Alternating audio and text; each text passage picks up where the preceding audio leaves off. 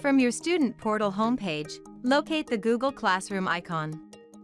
If it's not immediately visible, access it by clicking the waffle icon positioned on the top right-hand side of the page. From there, select the App Library option. Scroll down until you find the Google Classroom label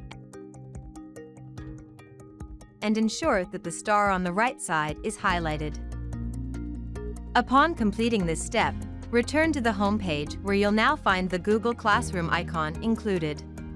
Click on the Google Classroom icon to reach the landing page. If you've previously enrolled in other classrooms, you'll find them listed here. At the top right corner of the page, select the plus button and then click on Join Class.